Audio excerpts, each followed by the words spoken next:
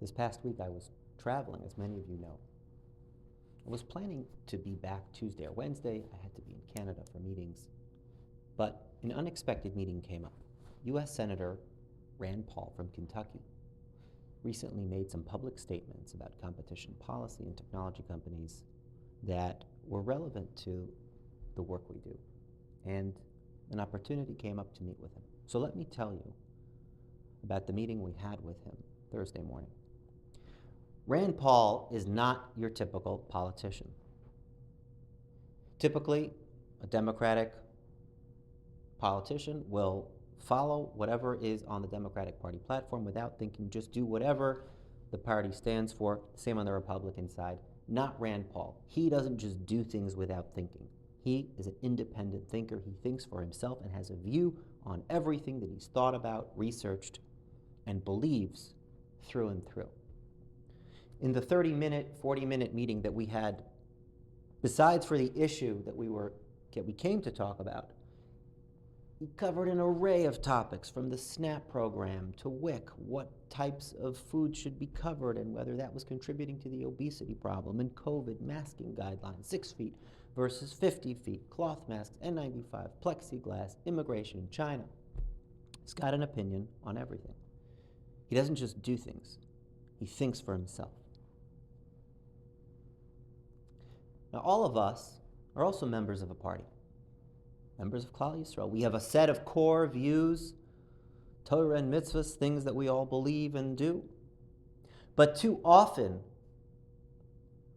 we slip into the habit of just doing things because they're done without thinking. And that is suboptimal. The parsha teaches us that is not ideal.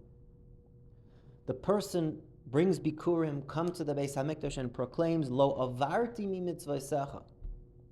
I did not transgress your mitzvos. I kept everything. I crossed every T, I dotted the I, the chumras, everything. I wasn't over one thing. So what more is there to say? The person goes on to say, V'lo shachachti, and I didn't forget. What do you mean I didn't forget? Of course you didn't forget, you did everything.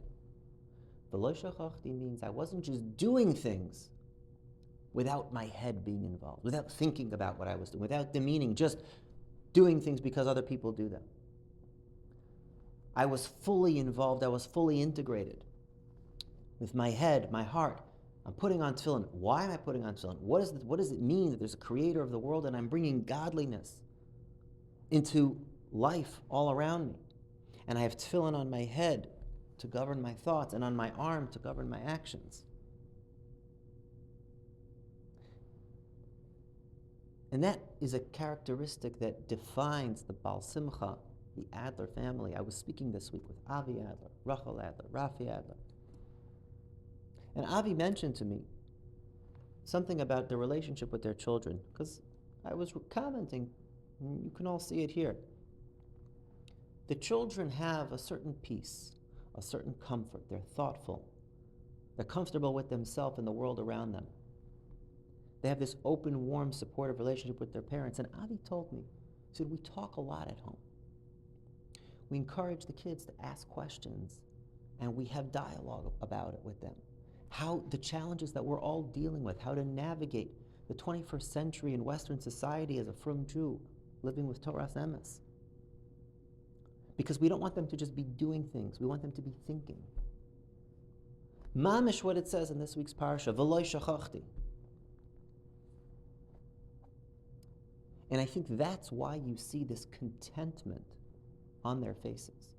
Because when a person has questions but is suppressing them, they're encouraged too often in the systems that we have not to ask, not to think. Then a person has confusion and conflict and tension, and there's unease.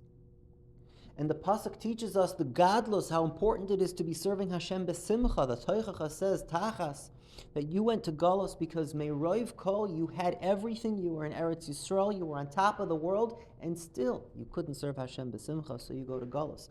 Says the Sfas Emes, the pasuk is saying that to teach us how to remedy that. That if Mechoiser Kol, when you don't have everything, when you're in Galus, you are able to muster Ivdu es Hashem b'simcha, you can serve Hashem with joy, then certainly you have Geula. Now, how do you serve Hashem b'simcha? Not if you're all conflicted internally, not if your hands are moving but your mind and your heart aren't in it. Your mouths are saying words, but you're not thinking about it. It's only if you're a fully integrated, you are fully engaged, every part of you.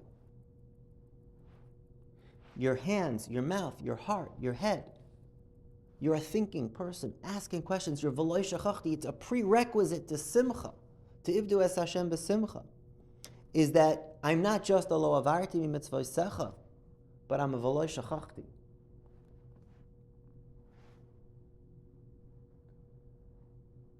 We are very proud today to welcome Rafi, who personifies this.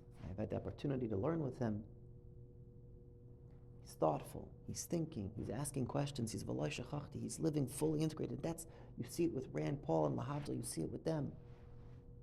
There's a certain comfort with themselves because I'm all engaged, I'm fully integrated. It's authentic, it's real. It's not just something that I'm doing, but it's something that I'm internalized.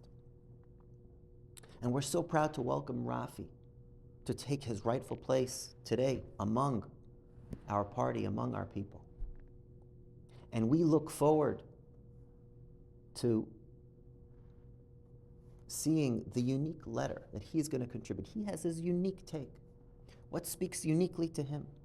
And how he's going to write his unique letter in the scroll and hand that over to his children with abundant Yiddish and Achas for his parents, our community, and all of Klal Yisrael.